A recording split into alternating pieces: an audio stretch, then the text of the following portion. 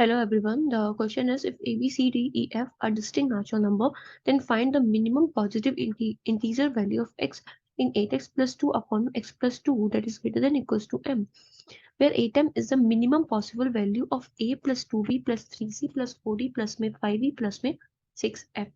ठीक है, सबसे पहले हम इस एक्सप्रेशन की मिनिमम वैल्यू फाइंड आउट करेंगे. ठीक है, इस मिनिमम वैल्यू फाइंड आउट करने के बाद हम उसको ए टाइम से कंपेयर करेंगे. देन यहाँ से हमें एम की वैल्यू मिलेगी. देन हम उसको यहाँ पुट करेंगे. देन हमें वहां से फिर एक्स का वैल्यू फाइंड आउट करना है. लेंथी है थोड़ा. ठीक है, देखते हैं कैसे करते हैं हम इसको. एक्सप्रेशन हमें a plus 2b plus 3c plus 4d plus 5e plus में 6f गिवन है. जब भी हमें लीनियर एक्सप्रेशन का मिनिमम वैल्यू फाइंड आउट करना होता है तो इसके लिए जो कंसेप्ट होता है वो ये होता है कि जिस वेरिएबल का कोफिशिएंट मैक्सिमम होता है उसकी हमें मिनिमम वैल्यू पुट करनी होती है. जिस वेरिएबल का कोफिशिएंट मिनिमम होता है उसकी हमें मैक्सिमम वैल्यू पुट करनी होती है. ठीक है, अब ए से लेके एफ तक जो नंबर्स है ये कौन सी वैल्यूज ले सकते हैं. ये these are the natural number and distinct natural number. It means इनकी मिनिमम वैल्यू कितनी होगी. 1 2 3 4 5 6 7 6 तक ही हुआ ना. एफ तक ही 1 2 3 4 5 6 वैल्यू ये ले सकते हैं. इसका मतलब एफ का जो कोफिशिएंट है वो क्या है, मैक्सिमम है. तो हम इसकी मिनिमम वैल्यू लेंगे दैट इज 1. 5 ई का 5 है दैट इज हम यहाँ पे ई का कोफिशिएंट 2 लेंगे. डी का कोफिशिएंट हम यहाँ पे 3 लेंगे. सी का कोफिशिएंट हम 4 लेंगे. बी का कोफिशिएंट 5 लेंगे. एंड ए का कोफिशिएंट यहाँ पे 6 लेंगे. अब यहाँ पे कर लेते हैं. It's not coefficient, this is मतलब ए की वैल्यू हम 6 लेंगे. बी की वैल्यू हम यहाँ पे 5 लेंगे. सी की वैल्यू यहाँ पे हम 4 लेंगे. डी की वैल्यू 3 लेंगे. ई की वैल्यू 2 लेंगे.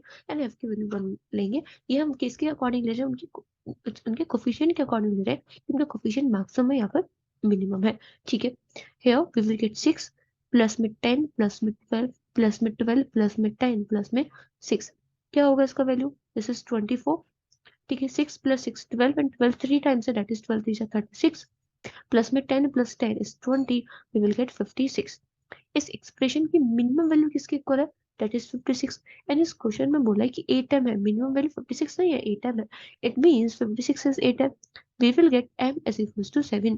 तो हमें यहाँ से m की वैल्यू कितनी मिल जाती है, दैट इज 7. ठीक है, हमें बस वही निकालना था. अब हम अपना इनइक्वालिटी सॉल्व करते हैं. 8x प्लस 2 अपॉन में x plus 2 will be greater than equals to 7.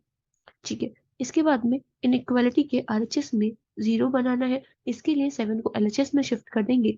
It will become 8x plus 2 upon में x plus 2 minus 7 will be greater than equals to 0. ठीक है, 8x plus 2 minus 7x plus में 14 हो जाएगा upon में x plus 2 will be greater than equals to 0. ठीक है, it will become 8x plus 2 minus 7x minus 14 upon में x plus 2 that is greater than equals to 0. यहाँ पे 8x में से 7x को माइनस करेंगे we will get x and 2 minus 14 that is minus 12. ठीक है, अपॉन में x plus 2 is greater than equals to 0. x minus 12 upon में x plus 2 is greater than equals to 0. ठीक है, इसके बाद में जब भी आपको डिनोमिनेटर में लीनियर एक्सप्रेशन मिले तो आपको सेम एक्सप्रेशन का न्यूमरेटर में मल्टीप्लाई करना है, देन डिनोमिनेटर में मल्टीप्लाई करना है. ऐसा क्यों करते हैं, इसीलिए ताकि हम डिनोमिनेटर को 0 से मल्टीप्लाई कर सके. x प्लस 2 को हम डायरेक्टली मल्टीप्लाई नहीं कर सकते 0 से, कि हमें नहीं पता x की यहाँ पे वैल्यू क्या है, पॉजिटिव है या फिर नेगेटिव. अगर नेगेटिव निकली तो हमें साइन चेंज करना पड़ेगा, हमें पता ही नहीं है पॉजिटिव या नेगेटिव है. तो हम इसीलिए इसको क्या करते हैं, अपनी साइड से x प्लस 2 का ऊपर मल्टीप्लाई कर देंगे, नीचे भी मल्टीप्लाई कर देंगे. किससे कुछ इफेक्ट तो नहीं आ रहा ना, मेन इक्वेशन पे इस पर कुछ इफेक्ट नहीं आ रहा. तो हम इसको करेंगे तो we will get x plus 2 and x minus 12 upon में x प्लस 2 का whole square that is greater than equals to 0. अब डिनोमिनेटर में परफेक्ट स्क्वायर बन जाता है. परफेक्ट स्क्वायर हमेशा पॉजिटिव होता है, तो हम इसका मल्टीप्लाई कर देंगे 0 से, क्योंकि हमें पता है अभी यहाँ से हमेशा पॉजिटिव वैल्यू ही हमें मिलेगी. ठीक है, और यहाँ पे जब हम इसका मल्टीप्लाई करेंगे 0 से तो x की वैल्यू -2 हम नहीं लिख सकते. x की वैल्यू हम यहाँ पे -2 नहीं लिख सकते, क्योंकि अगर हमने -2 पुट करा तो इसका डिनोमिनेटर क्या बन जाएगा, 0 बन जाएगा, जो कि पॉसिबल नहीं है. तो it will become x plus 2 and x minus 12. ठीक है, will be greater than equals to 0. ठीक है, क्रिटिकल पॉइंट निकालते हैं दैट इज -2 एंड 12. आरएचएस से स्टार्ट करते हैं, प्लस माइनस प्लस. यहाँ पे चेक करो ग्रेटर देन है या फिर लेस देन है, ग्रेटर देन है, इसका मतलब पॉजिटिव एरिया लेंगे.